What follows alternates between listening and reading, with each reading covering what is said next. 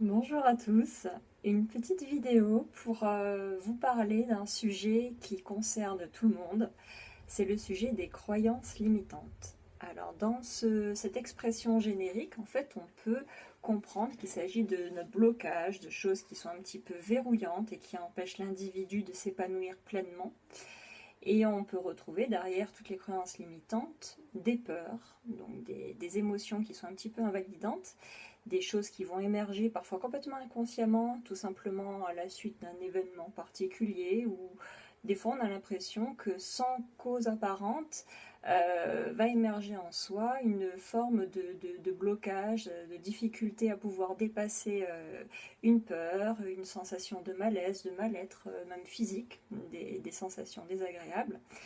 Et il faut savoir que derrière un petit peu toutes ces manifestations physiques et psycho-émotionnelles se cachent en fait des sortes de verrous, comme si on avait vraiment placé un verrou et qui concernent vraiment de façon très inconsciente parfois ce qu'on appelle des croyances limitantes, c'est-à-dire des pensées, des schémas de pensée qui sont structurants, qui vous ont simplement aidé aussi d'une certaine manière à vous construire depuis l'enfance, depuis que vous avez été conçu.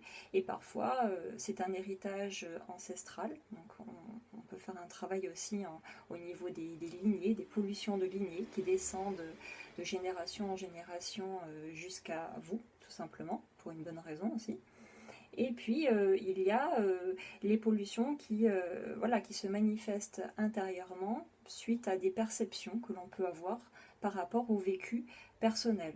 Parfois, par exemple, si je prends l'exemple d'un bébé qui s'est senti vraiment en insécurité dans le ventre de sa mère, peut-être aussi parce que sa maman n'a pas désiré sa naissance, ça peut créer déjà un choc traumatique, une sensation de ne pas avoir sa place, une difficulté à pouvoir se construire en tant qu'individu, dans son individualité, son intégrité, sa capacité à prendre sa place dans l'arbre généalogique et dans la vie. Donc beaucoup de choses qui peuvent simplement apparaître déjà très tôt dans l'enfance, parfois dès la conception, et si on croit aux vies antérieures, donc d'une manière plus ancienne, la cause remonte à une ou plusieurs vies précédentes où simplement on a une réaction de cause à effet, un choc traumatique précédent a simplement cristallisé une pensée verrou qui va se propager et s'auto-valider parce qu'une croyance limitante s'auto-vérifie et s'auto-valide. On va prendre un exemple. Voilà, chaque fois que je vais vouloir, par exemple, trouver un travail, chaque fois que je vais avoir de l'argent, peut-être qu'une pensée en arrière-plan peut émerger et dire bah non, j'y ai pas droit, c'est pas pour moi, c'est pas possible pour moi. Donc là, c'est quelque chose qui va se auto-saboter en fait, la personne.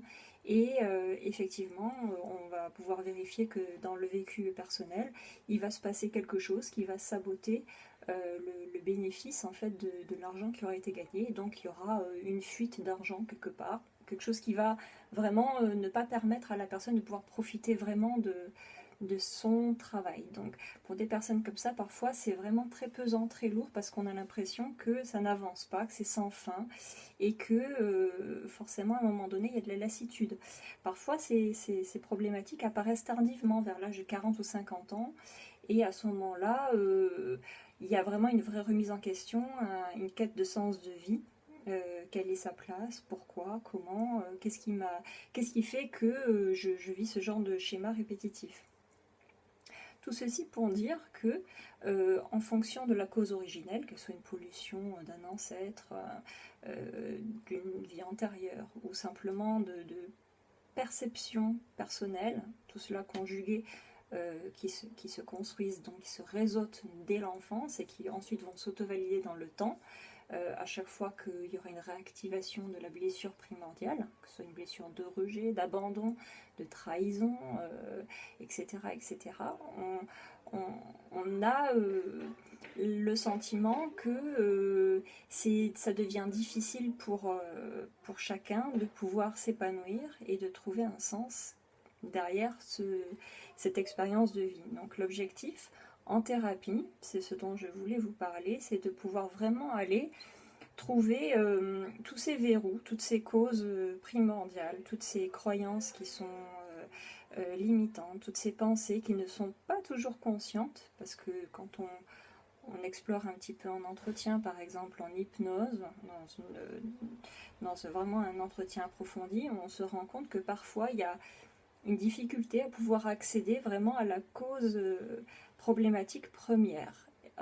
Alors on peut le faire en faisant des régressions, que ce soit dans l'enfance, avec des protocoles de ce qu'on appelle redirection d'histoire de vie, pour aller trouver quelle est l'empreinte première, quel a été le message verrou qui s'est installé à l'origine et qui est à l'origine vraiment de tout ce qui a fait effet domino dans les schémas répétitifs, à la fois de comportement, les schémas émotionnels et les schémas mentaux. Parce qu'en fait, si vous voulez, on a plusieurs strates, hein. C'est comme dans une pyramide, tout en bas, on a l'environnement.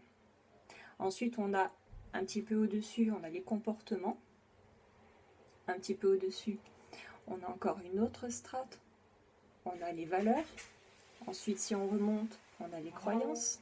Ensuite, on a vraiment ce qui concerne la connexion à l'identité, puis à la mission de vie. Donc, dans tout ce programme, ce processus-là, si on ne touche pas au niveau du mental pour aller redescendre niveau par niveau, on constate que les comportements sont juste une conséquence et non pas une cause première. Donc, le mental influence donc forcément l'émotionnel. L'émotionnel peut influencer le mental, bien sûr, mais si on remonte vraiment suffisamment haut, on peut vraiment aller trouver ce qui est les piliers porteurs de toute cette construction autour de croyances qui sont juste une perception de la personne par rapport à son histoire de vie.